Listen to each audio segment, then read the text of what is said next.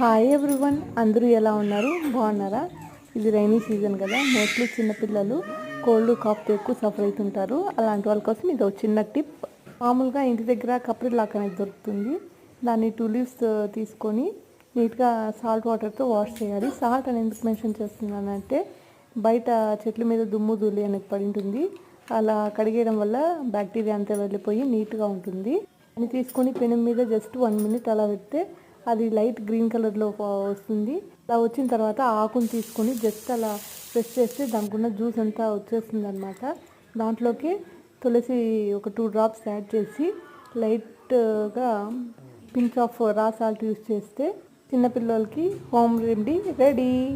అని తీసుకొని పాలల్లో పోసుకొని చిన్నపిల్లలకి వీక్లీ థ్రైస్ కన్నా యూస్ చేస్తే కాఫ్ కోల్డ్ వెళ్ళిపోతుంది.